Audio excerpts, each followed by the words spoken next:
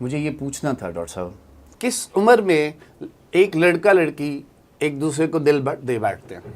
دیکھیے یہ جو دل لینا اور دل دینا جو نا یہ جذبات کے معاملات ہیں، یہ احساسات اور فیلنگز ہیں جن کا تعلق ڈائریکٹلی یا انڈائریکٹلی دل کے ساتھ ہی ہے. تو انشاءاللہ آگے چل کے اس پہ ہی بات کریں گے. ابھی ہم دل کی بیماریوں کے متعلق جی بالکل. جی ناظرین، ابھی ہم دل کی بیماریوں کے بارے میں بات کریں گے. ڈاکٹر صاحب، بڑی تشویشناک حالت ہے ہمارے معاشرے میں جو اس وقت سچویشن چل رہی ہے. ہارٹ اٹیک کی اتنی زیادہ پرسنٹیج بڑھ گئی ہے. ہم سنا کرتے تھے کہ ایک 50 یا 60 سال کی عمر میں جا کے لوگوں کو کہیں اٹیک والے معاملے ہوتے تھے. آج کل ایک تو بتائیے کس عمر میں ہارٹ اٹیک آنا زیادہ شروع ہو گیا اور اس کی وجوہات کیا ہیں؟ دیکھیں جیسا کہ ہم بکس میں پڑھتے تھے، اوور آل ابھی بھی جو ترقی یافتہ ممالک ہیں ان کے اندر اگر بیماری مردوں میں 55 سال سے پہلے آ جاتی ہے، خواتین میں 65 سال سے پہلے آ جاتی ہے، اسے کہتے ہیں پری میچور کورونری آرٹری ڈیزیز. مطلب یہ اپنے وقت سے پہلے آنے والی بیماری ہے. مگر پاکستان میں سچویشن کافی گمبھیر ہے. ٹھیک ہے، اگر آپ دیکھیں تو پچھلے 10 سالوں کے اندر ایسے وہ تمام لوگ جن میں بیماری 50-60 سال کے بعد آتی تھی اب 30 سے 40 سال میں آ گئے. مثلا اگر کہا جائے کہ بیماری 20 سال پہلے آنا شروع ہو گئی ہے تو یہ بات بالکل درست ہو گئی. بالکل ٹھیک. ڈاکٹر صاحب، جیسے کہ بے شمار ایسے لوگ ہیں جو اس فکر سے لاحق ہوتے ہیں کہ ہمیں کہیں دل کا کوئی عارضہ تو نہیں ہو گیا.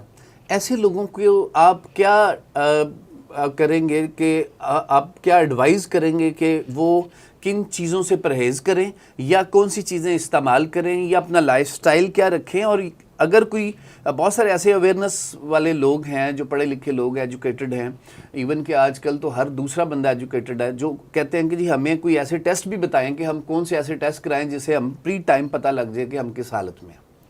دیکھیں اس پہ اویئرنیس میں سمجھتا ہوں کہ پہلے سے زیادہ ہے جی، مگر بیماری کا جو برڈن ہے جی وہ بھی پہلے سے زیادہ ہے. بالکل. تو اس کا تعلق آپ کی روزمرہ کی عادات کے ساتھ ہے. آپ اپنی روزمرہ کی عادات پہ غور کریں جس میں آپ کا چلنا پھرنا، کھانا پینا، سونے کی عادات، پانی کا استعمال کتنا کرنا ہے، کھانا آپ نے کیا کھانا ہے، ان کا selection of food, portion of food کتنا کھانا ہے، اور تیسری بات ہے کس ٹائم پہ کھانا ہے. بالکل صرف یہ بیلنس کی بات ہے. اوکے. اچھا ڈاکٹر صاحب بتائیے کہ کون سی خوراک ہیں جو دل کی صحت کو بہترین رکھتی ہیں؟ دیکھیے ایک بہت ہی زبردست کوٹیشن ہے کہ we are what we eat. Yes, ہم وہی ہیں جو ہم کھاتے ہیں. بالکل ٹھیک. اس کا فیصلہ آپ نے کرنا ہے. جتنا آپ نیچر کے قریب رہیں گے، اوکے، سبزیوں پھلوں کا استعمال کریں گے، سیلڈ کا استعمال کریں گے، پانی کا استعمال مناسب کریں گے، اتنا آپ صحت مند رہیں گے. میں تو پیشنٹ سے کہتا ہوں کہ آپ جو ہے نا وہ بی آرگینک. بالکل ٹھیک، بڑی خوبصورت بات ہے. ڈاکٹر صاحب یہ بتائیے، آج کل ہر ایک دوسرا کمرشل ٹی وی پہ نظر آتا ہے کہ یہ آئل، وہ آئل، اس نام سے آئل، یہ بہترین ہے، تو کس پہ اعتبار کریں؟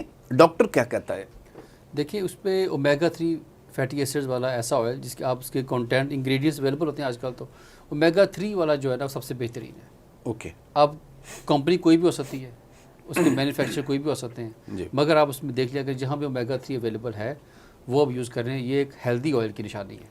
دفتروں میں کام کرنے والے لوگ، آپ میرے سمیت، اب تھوڑا چینج ہو گیا لائف سٹائل چینج ہو گیا ہے.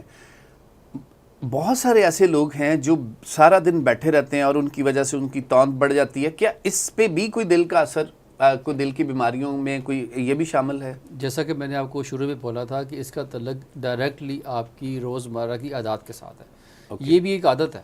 بالکل ٹھیک. ٹھیک ہے، مجبوری کی حالت میں بیٹھنا پڑتا ہے ان کو، مگر میں ان کو یہ ریکمینڈ کرتا ہوں کہ ان کو سمجھ لو کہ یہ اس بات پہ بار بار زور دیتا ہوں کہ وہ ہر آدھے گھنٹے بعد اٹھیں گے. بالکل ٹھیک. وہ چہل قدمی کریں گے، پانی کا استعمال کریں گے تاکہ اس میں بریک آئے. اب اگر جو بھی پیشنٹ، جو بھی عام انسان بھی اگر 3-4 گھنٹے مسلسل بیٹھتا ہے تو یہ بہت اسٹرانگ رسک فیکٹر ایڈ ہو گیا اس کی. بالکل ٹھیک. اس سے کیا ہوگا کہ جو خون کا گاڑھا پن ہے، خون کے جمنے کی صلاحیت بڑھ جاتی ہے. تو بیسیکلی ہارٹ اٹیک کب ہوتا ہے؟ جب بلاکیج ہوتی ہے. بالکل. اور بلاکیج تب ہوگی جب خون میں گاڑھا پن آ جائے گا. بالکل. تو گاڑھا پن کا تعلق آپ کی اس بیٹھنے کے ساتھ بھی ہے. اوکے. دل کی صحت کو ماپنے کے لیے کون سے بہترین ٹیسٹ کروائے جا سکتے ہیں؟ دیکھیے اگر کسی بھی انسان کا وزن زیادہ ہے، وہ موٹاپے کی طرف جا رہا ہے، تو ایک چاہیے کہ اپنا ایک تو وزن قابو میں رکھے، کولیسٹرول کا ٹیسٹ کروا لیں. بالکل ٹھیک. اور ایک ECG ہے. اوکے. بہت ہی بیسک ٹیسٹ ہیں یہ، ٹھیک بالکل ہے. ٹھیک. اور اگر پھر بھی ان کو سانس کا پھولنا یا ایسی علامات ہیں تو ایک ہوتا ہے دل کا الٹرا ساؤنڈ، جسے کہتے ہیں ایکو کارڈیوگرافی، وہ کروا لیں. اوکے. تو اسی پہ ایک اوور آل اس کا چیک اپ ہو جاتا ہے. اوکے.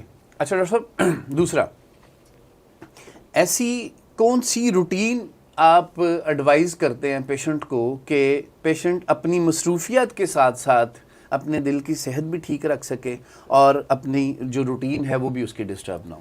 دیکھیے میں یہی بات کرتا ہوں ہر پیشنٹ کو کہ چیزوں کو پرائیورٹائز کریں. بالکل ٹھیک. اگر کوئی انسان چیزوں کو پرائیورٹائز کرے گا تو ڈیفینیٹلی یہ انسان کی نیچر میں شامل ہے. اگر آپ کی چیز میں ایک چیز ذہن بیٹھی ہوگی یا یہ چیز اہم ہے تو آپ کیسے بھی سرکمسٹانسز اس کے ٹائم نکال لیں گے. بالکل ٹھیک. جیسے اگر اسے ٹریولنگ کرنی کرے وہ ایک میڈیسن کا باکس ساتھ رکھے اپنے. بالکل صحیح. اور اگر کہیں جاتا ہے وہاں پہ کسی دعوت پہ کھانے پینے کی بے احتیاطی کا شک ہے تو وہ کوشش کرے کہ وہاں پہ احتیاط برتے، بالکل ٹھیک. پانی کے سبب مناسب کرے اور میڈیسن کا ناغہ مت کرے. جب اس میں ہوتا یہ پرابلم یہ ہے کہ ہارٹ اٹیک جب ایک دفعہ آ جاتا ہے تو یہ جو خوراک ہے، یہ جو میڈیسن کا باکس ہے، یہ اس کی فوڈ کا حصہ ہے. بالکل ٹھیک. یہ اس نے کھانی. میں سمجھتا ہوں کہ ایک نوالا گولیوں کا.